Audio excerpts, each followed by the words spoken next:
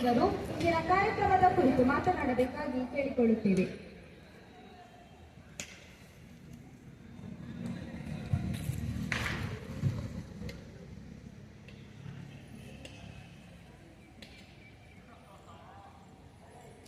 ವೇದಿಕೆ ಮೇಲೆ ಆಸೀನರಾಗಿರುವಂತಹ ಆದರಣೀಯ ಗಣ್ಯರೇ ಹಾಗೂ ಅಖಿಲ ಭಾರತೀಯ ವಿದ್ಯಾರ್ಥಿ ಪರಿಷತ್ ಕುಶಾಲನಗರ ತಾಲೂಕು ಹಾಗೂ ಕೊಡಗು ಜಿಲ್ಲೆ ಇಲ್ಲಿನ ಎಲ್ಲ ಸದಸ್ಯರೇ ಹಾಗೂ ಇಲ್ಲಿ ನೆರೆದಿರತಕ್ಕಂತಹ ಎಲ್ಲ ನನ್ನ ನೆಚ್ಚಿನ ಸಹೋದರರೇ, ತಮಗೆಲ್ಲರಿಗೂ ನನ್ನ ನಮಸ್ಕಾರಗಳು.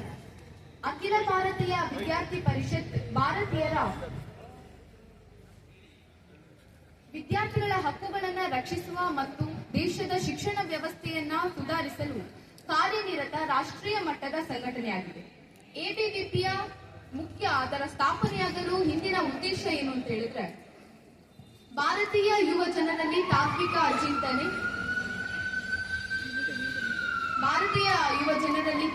ಚಿಂತನೆ, ದೇಶಭಕ್ತಿ, ಸಂಸ್ಕೃತಿ ಹಾಗೂ ಸಂಘಟನೆಗಳಿಂದ ಪ್ರೇರಣೆಯನ್ನ ನೀಡುವುದಕ್ಕೆ ಆಗಿರುತ್ತದೆ. ಇದರ ಸ್ಥಾಪನೆ 1949ರಲ್ಲಿ ಭಾರತೀಯ ರಾಷ್ಟ್ರ ಭಕ್ತರಾದಂತಹ ಡಾಕ್ಟರ್ ಮಹೇಶ ಮಿಶ್ರಾ ಇವರ ನೇತೃತ್ವದಲ್ಲಿ ಆಗಿರುತ್ತದೆ. ವಿದ್ಯಾರ್ಥಿ ಪರಿಷತ್ನ ಮುಂದೆ ಯಾವುದೇ ಜಾತಿ ಇಲ್ಲ, ವಿದ್ಯಾರ್ಥಿ ಪರಿಷತ್ನ ಮುಂದೆ ಯಾವುದೇ ಮತ ಇಲ್ಲ, ವಿದ್ಯಾರ್ಥಿ ಪರಿಷತ್ನ ಕಣ್ಣ ಮುಂದೆ ಯಾವುದೇ ರೀತಿಯಾದಂತಹ ರಾಷ್ಟ್ರೀಯ ಪಕ್ಷವಿಲ್ಲ. ವಿದ್ಯಾರ್ಥಿ ಪರಿಷತ್ನ ಕಣ್ಣ ಮುಂದೆ ಇರುವುದು ಈ ದೇಶ, ಈ ದೇಶದ ಪವಿತ್ರತೆಯ ಗೌರವ ಮತ್ತು ಪರಂಪರೆ. ಆ ಗೌರವದ ರಕ್ಷಣೆಗಾಗಿ, ಆ ಪರಂಪರೆಯ ಸ್ಮರಣೆಗಾಗಿ, ಆ ಪರಂಪರೆಯ ಪುನರ್ ನಿರ್ಮಾಣಕ್ಕಾಗಿ ಅನ್ನ, ಅರಿವು, ಆನಂದ ಈ ಮೂರು ಕೂಡ ಬಳಕೆಯಾಗಬೇಕು ಎನ್ನುವಂಥದ್ದು ಅಖಿಲ ಭಾರತೀಯ ವಿದ್ಯಾರ್ಥಿ ಪರಿಷತ್ನ ಕಲ್ಪನೆಯಾಗಿದೆ. ಎಬಿವಿಪಿಯ ಅತ್ಯಂತ ದೊಡ್ಡ ಸಾಧನೆ ಎಂದರೆ ನಮ್ಮ ಈ ದೇಶಕ್ಕೆ ಒಂದು ಉತ್ತಮವಾದಂತಹ ವಿದ್ಯಾರ್ಥಿ ಸಂಘಟನೆಯನ್ನ ನಮ್ಮ ದೇಶಕ್ಕೆ ಕೊಡುಗೆಯಾಗಿ ನೀಡಿದ್ದಾರೆ.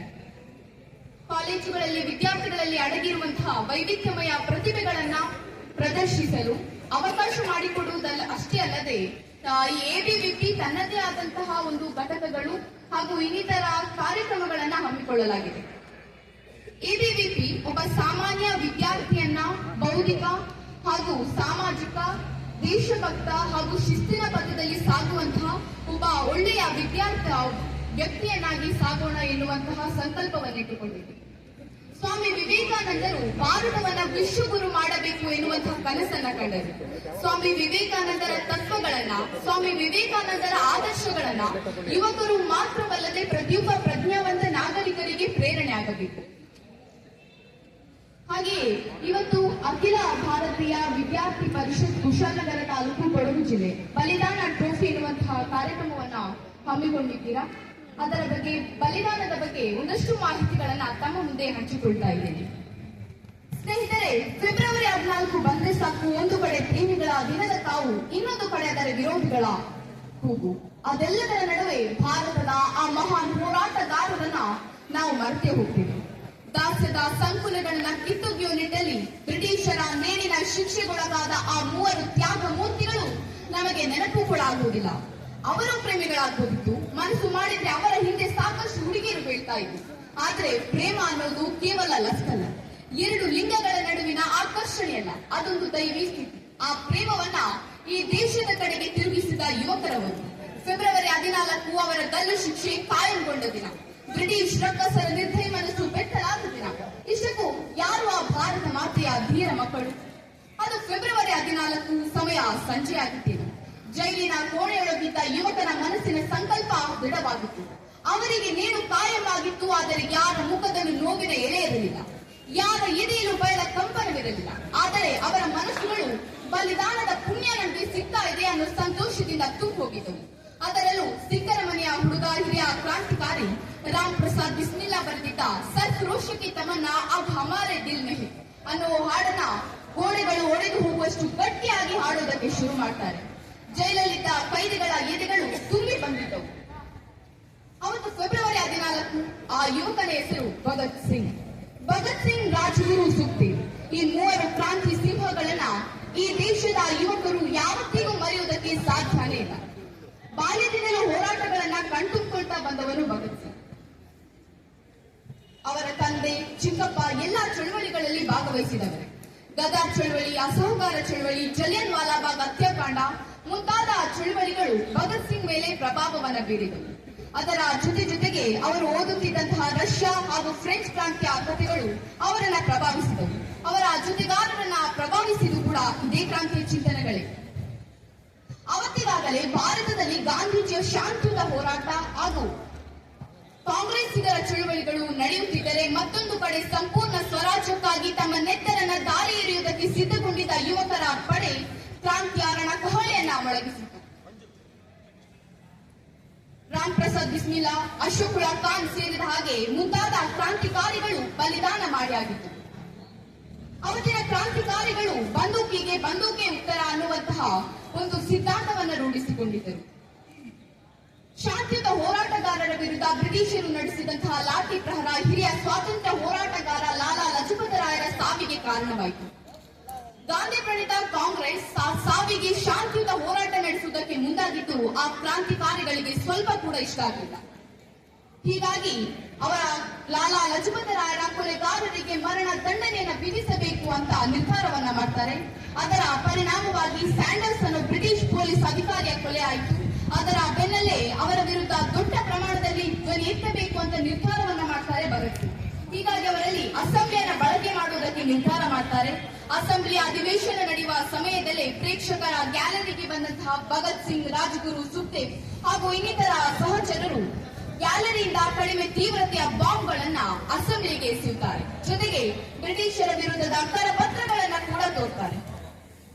ಇಷ್ಟು ಮಾಡಿದ ಮೇಲೆ ಅಲ್ಲಿದ್ದ ಅಷ್ಟು ಕ್ರಾಂತಿಕಾರಿಗಳು ಅಲ್ಲಿಂದ ತಪ್ಪಿಸಿಕೋಬೇಕು ಅನ್ನುವಂಥದ್ದು ಚಂದ್ರಶೇಖರ್ ಆಜಾದರು ನೀಡಿದಂತಹ ಆದೇಶ. ಆದ್ರೆ ಹಾಗೆ ಮಾಡಿದ್ರೆ ತನ್ನ ತತ್ವ ಸಿದ್ಧಾಂತಗಳನ್ನ ಜನರಿಗೆ ಪರಿಣಾಮಕಾರಿಯಾಗಿ ಮುಟ್ಟಿಸುವುದಕ್ಕೆ ಸಾಧ್ಯವಿಲ್ಲ ಅಂತ ನಿರ್ಧಾರವನ್ನ ಮಾಡ್ತಾರೆ ಭಗತ್ ಸಿಂಗ್. ಹೀಗಾಗಿ ಅವರಲ್ಲಿ ಪೊಲೀಸರ ಕೈಗೆ ಸಿಕ್ಕಾಕೋತಾರೆ. ಹೀಗೆ ಜೈಲು ಸೇರಿದವರ ಬಗ್ಗೆ ಸುದೀರ್ಘ ವಿಚಾರಣೆಯ ನಾಟಕ ನಡೆಯುತ್ತೆ. ಆ 3 ಜನರಿಗೆ ಅಸೆಂಬ್ಲಿಯಲ್ಲಿ ಭಾವಿಸಿದ ಪ್ರಕರಣದಲ್ಲಿ ಜೀವಾವಧಿ ಶಿಕ್ಷೆ ಹಾಗೂ ಸ್ಯಾಂಡರ್ಸ್ ಕೊಲೆ ಪ್ರಕರಣದಲ್ಲಿ ಮರಣ ದಂಡನೆಯನ್ನ ವಿಧಿಸಿ ಬ್ರಿಟಿಷ್ ನ್ಯಾಯಾಲಯ ತೀರ್ಪನ್ನು ಕೊಡುತ್ತೆ.